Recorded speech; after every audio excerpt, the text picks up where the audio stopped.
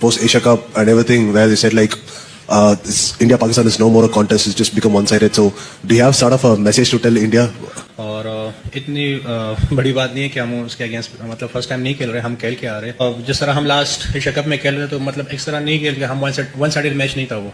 हम एंड तक मतलब एक आपको मिला होगा कि हाँ हम लड़के लड़ रहे थे और फाइट कर रहे थे, मतलब वन साइडेड मैच हमने नहीं खेला अभी तक, और इंशाल्लाह इस दफा भी अच्छा तगड़ा मैच खेलेंगे। बुमराह का करियर भाई खतरे में है। साहबजादा फरहान भाई 15 फरवरी को जसप्रीत बुमराह का करियर भाई फिनिश कर देगा। कल रात भाई प्रेस कॉन्फ्रेंस में साहबजादा फरहान से पूछा गया कि भाई क्या आप 15 फरवरी को इसी तरह खेलोगे जिस तरह आज भाई अटैकिंग क्रिकेट खेली है? तो आगे से साहबजादा फरहान ने कहा कि भाई देखो मैंने जो है ना इंडिया के अगेंस्ट पहले भी 3 मैच खेले हैं एशिया कप में, सो भाई मेरी वही गेम होगी जो मैंने उनके अगेंस्ट एशिया कप में खेली थी, मतलब अटैकिंग जसप्रीत बुमराह को छक्के चौके मारना। अमेरिका के खिलाफ मैच में जीत के बाद प्रेस कॉन्फ्रेंस के लिए आए साहबजादा फरहान। उनसे मुख्तलिफ सवाल हुए कि सूर्य कुमार यादव ने एशिया कप जीतने के बाद ये कहा था कि ये क्या राइवलरी की बात करते हो, पाकिस्तान भारत का तो मुकाबला ही नहीं है। साहबजादा फरहान ने इसका जवाब ये दिया कि एशिया कप का मैच वन साइडेड नहीं हुआ, हमने मुकाबला किया था। मुझे लगता है कि फाइनल में मुकाबला तो हमने किया, बट पहले 2 मैचेस में कहीं मुकाबला नहीं था। पाकिस्तान का भारत के साथ मैच है सलमान, उससे पहले फरहान की परफॉर्मेंस ना सिर्फ आज लास्ट मैच में भी 47, how do you see this gentleman? देखिए Farhan every now and then has come up with a good round. Hardik Pandya allrounder है। हमारे यहाँ ये जो है ना कि थोड़ी सी बैटिंग कर लेते थोड़ी सी बॉलिंग जी ऑलराउंडर का टैग देते हैं। This is not, he is not in competition. यहाँ पर आप जो है वो ऐसे ही टाइटल मिल जाता है, ये नंबर 1 है। मुझे ये बताएं कि आपके वो 5 स्पिनर्स हैं, क्या इंडिया के अगेंस्ट यही बॉलिंग अटैक खेलेगी? अगर यही बॉलिंग अटैक खेली तो फिर मुझे तो नहीं पता कि क्या हम इंडिया के अगेंस्ट अच्छी बॉलिंग कर पाएंगे। भाई वो स्पिनर्स पे तो बहुत अच्छा खेलते हैं, लेकिन आप इंडिया के अगेंस्ट अगर स्पिनर को लगाते हैं वो स्पिनर के बादशाह प्लेयर हैं, मतलब बहुत अच्छा खेलते हैं, जिनके लिए मतलब हम उस्मान के लिए बोलते हैं ना स्पिनर का बादशाह। इंडिया के जो बैटर हैं वो स्पिनर के बड़े बादशाह प्लेयर हैं। हमें वहां पे प्रॉब्लम आएगी क्योंकि शाहीन के 2 मैचों में जो फॉर्म है वो इतनी अच्छी नजर नहीं आ रही है। वो खुले रन दे रहा है, और खुले रन देने का मतलब है आप अपने स्पिनर को अंडर प्रेशर ले आएंगे। स्पिनर को तो बड़े दिल से बॉल करने पड़ेंगे, हमने आउट पे जाना है, जैसे उस्मान तारिक है, अबरार है, नवाज है।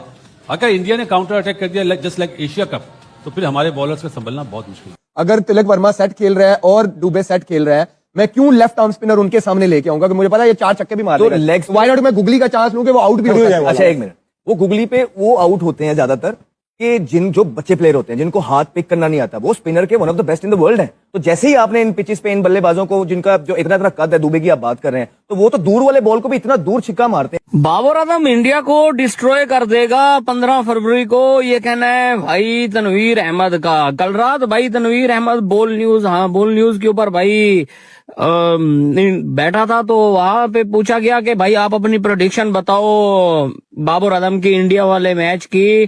तो तनवीर अहमद ने कहा है कि भाई मुझे लग रहा है कि बाबर आजम ना उस मैच में प्लेयर ऑफ द मैच का अवार्ड जीतेगा। अगर पाकिस्तान पहले बैटिंग करेगा तो भाई बाबर आजम 100 बनाएगा, मैच विनिंग इनिंग्स खेलेगा बाबर आजम। कहा कि जैसे ही 4 के नीचे आप जाते हैं तो कमेटी डल जाती है। बिल्कुल ऐसे ठीक है, लेंगे वो आपको लगता है कि चक्रवर्ती और कुलदीप यादव इनको जो है वो टैकल कर पाएंगे?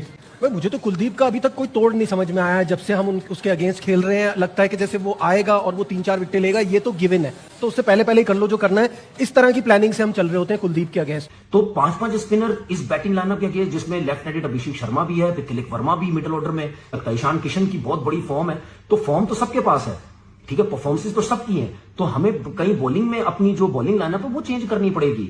मुझे तो अभी तक आपका कोई गेम प्लान नजर नहीं आया है कि इंडिया की स्पिन के खिलाफ आपका तोड़ क्या है, आप कैसे मैनेज करोगे, कैसे टैकल करोगे। जाता है कि आपकी जो प्रिपरेशन है वो बड़ी टीम्स के अगेंस्ट जो है जो प्रॉब्लम्स है एक्चुअल वाले, वो अभी कैसे बेहतर बनाया जा सकता है? अभी तक नजर नहीं आ रही।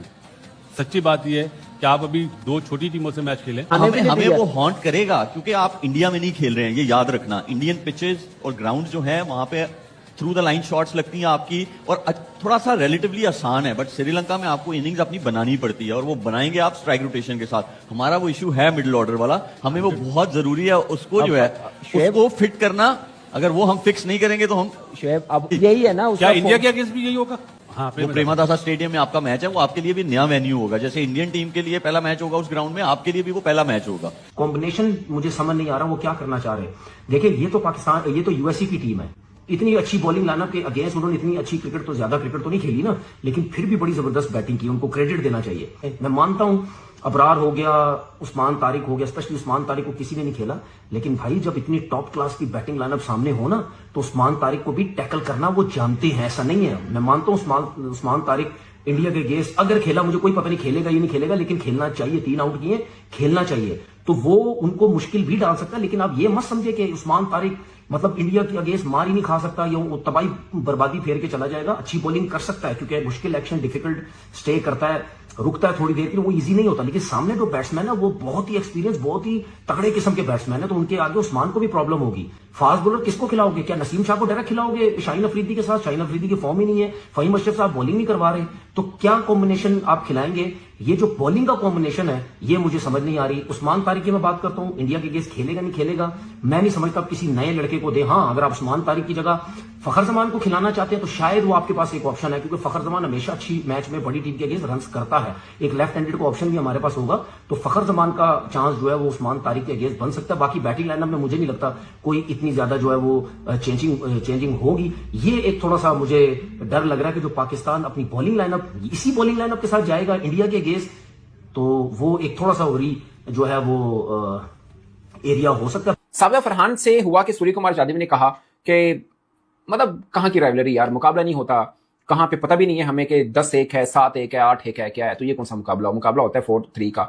बात ठीक थी, बट ये ताना है जिसका जवाब पाकिस्तान को देना। और सो ये साबजा फरहान को खुद मतलब ठीक है, उनकी बैटिंग बहुत अच्छी रही थी, इस पर भी मैं आऊंगा, मगर पूरी टीम की बात करें, मुझे लगता है कि सूर्य कुमार यादव का ताना दर्द जरूर दे रहा है, चुभने वाला जरूर है, मगर उसमें हकीकत भी है कि 7-1, 8-1 का कोई मुकाबला नहीं होता। सो हमें वो वाला ताने का जवाब भी देना है। और साबजा फरहान ने कहा है कि हम अच्छी फॉर्म में हैं, इसके लिए हम तैयार भी हैं।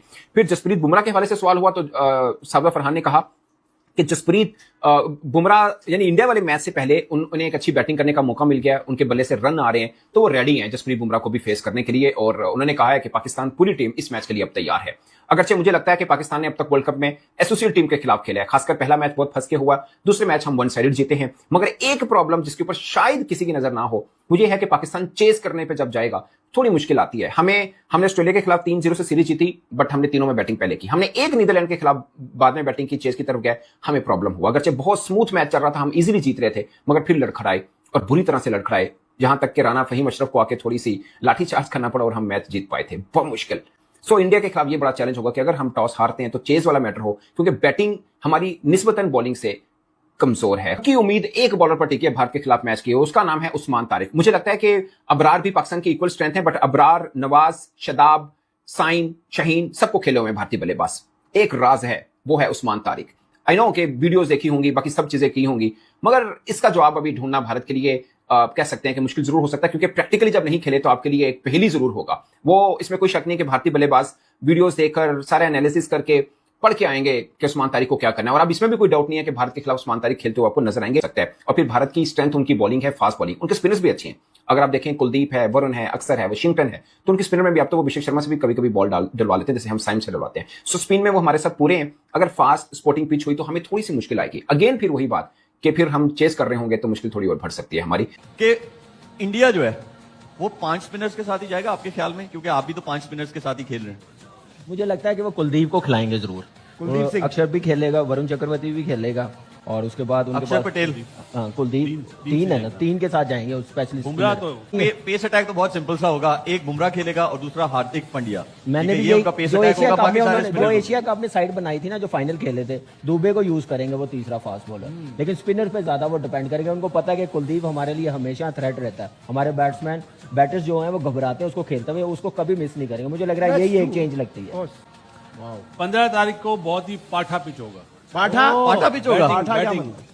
जो पहले बैटिंग करेगा, आपके हिसाब से कितना टोटल होना चाहिए फाइट करने के लिए या मैच विनिंग? 165 हम लोग कह रहे हैं, 170 जो भी टीम करेगी उसके लिए वो मैच जीतना 60% हो जाएगा चांस जीतने का। देखें, जब पाकिस्तान इंडिया का मैच हो वहां तो आप जैसे मर्जी पिच पे खेल रहे हो, वहां वैसे ही 20, 25, 30 रन कम हो जाते हैं प्रेशर की वजह से, ठीक है, वो तो मार्जिन रहेगा। अब आपने ये देखना है कि आपके स्पिनर ज्यादा अच्छी बॉलिंग करेंगे या उनके स्पिनर। जिसके स्पिनर्स अच्छी बॉलिंग कर जाएंगे, विकेट ले जाएंगे 170। हाँ, स्पिनर्स को देखते हुए अच्छी फॉर्म में आपके पास उस्मान तारिक एक नया वेपन है, तो मुझे लगता है कि 170 जो है बस भाई आप 100%।